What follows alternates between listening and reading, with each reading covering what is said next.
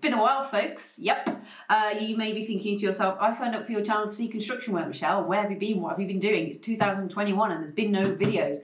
Yeah, well, I had a baby. 4 months old now. No, 6 months old now. That's what happens when you don't have a lot of sleep. And I'm back in construction. I never really left construction. As you may or may not know, I hope I did not. She Who Dares Wins is merch on a website and a whole lot of content to help women. But construction, yeah, I pretty much have still been in construction. I'm part-time and I'm doing some exciting things. I'm doing land surveying still. I'm doing a little bit of setting out, some petrol station work. I'm also creeping into the world of point cloud and laser. So I'm going to talk about that on this video. I also wanted to address a lot of questions that you guys are getting. And one of those questions is, what do engineers get paid? And how much do you get paid? Now, I know everyone on YouTube dodges the subject when they talk about, money and how much people get paid in certain careers. And I am going to be a little bit loose on this because it's uncomfortable talking about money. But I did want to give you a good insight, especially now because of IR35.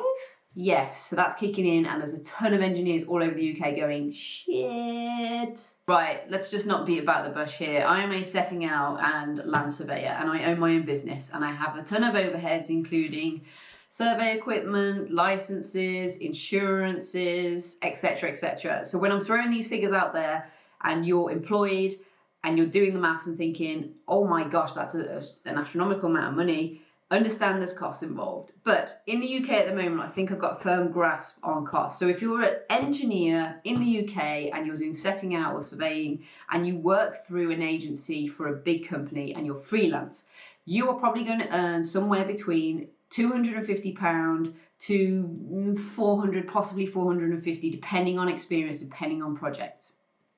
Right, that's that going out there.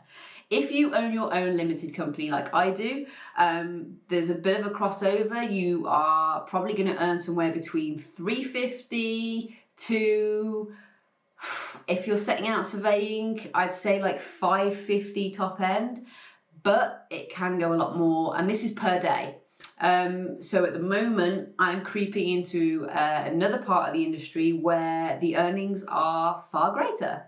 Yeah, so, up to £1,200 a day, but this is using kit that costs a lot of money, like between £30,000 and £50,000. So what you can earn basically is on quite a large spectrum, but I hope that has given anyone out there just a bit of an idea, a bit of a clue as to what you potentially can earn. If you're on salaries in the UK and you come out as a graduate engineer, I think at the moment it ranges from somewhere like 20 to 29,000, and then if you're qualified, anything from 35 to 55,000. Depends what type of engineer, depends on what type of responsibilities you have, how much work you want to do in management. But yeah, there I said it. I addressed the elephant in the room. Wages for the UK, if you're a company or if you are a freelance engineer working through an agency, or if you are payroll. There we go. Now, IR35, yeah, it's got a lot of people quivering in their boots. Why? Well, yeah, rightly so. So IR35, I don't know a huge amount about it. All I know is that it doesn't apply to me because I have several different clients and I own my own kit and I don't work long term on just one project. But if you're a freelance engineer and you work on one project, the government is basically, as far as I know, is saying, well, you work on one project, you should be employed. You should pay the tax the same as an employee would pay the tax. And the government, the company you work for should also pay that tax. Has a whole lot of tax, but it's all about tax. So effectively, umbrella companies have been set up and big companies are pushing anyone that works for them on a project that they have to go through an umbrella company as a freelance engineer. Now, what does this mean? Yeah, all the benefits of owning a limited company are gone. So what that does effectively is cap your working salary by around about 30%, which is huge. And I know a lot of people out there are saying, yeah, we know engineers, they earn too much money for what they do. I don't think that's true. And also, if you've worked for an engineer your whole life and you've got a family and you've set up a certain living and you've got nice things, and you earn and you work hard for that, and then all of a sudden the government's come in and has like whipped that from under you. Now, it's not strictly true, because you can go and work for smaller contracts, or you can go more freelance and actually get your own kit, and you would be classed as that. But it's pushing people at a time where, you know, everyone's a little bit worried post-COVID. And I just think it's a real shame that the government have done it now. I understand tax has to be taken, and I understand that this IR13 was delayed because of COVID. But construction industry at the moment is one of the only industries in the economy that is stable and is able to grow and continue during COVID. So there are my thoughts on IR35. It sucks ass, and it doesn't affect me. It does affect my brother, who is a freelance engineer, and he's now thinking of pulling out of that. What does it mean for big projects? Are they just going to see a huge amount of engineers disappear?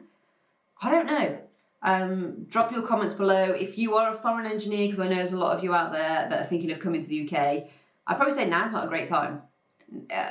I don't know, maybe it is, but I would be thinking twice, because the money that you could earn is not necessarily there. And if it is, it's in a field where you might not have the experience to go into. Yeah, it's a tough time for everyone with COVID, and I just announced the NHS aren't giving a 1% pay rise, so that sucks even more. But I wanted to make this video just because I'm addressing the elephant in the room, like I said. There's the information on what you can earn, and IR35.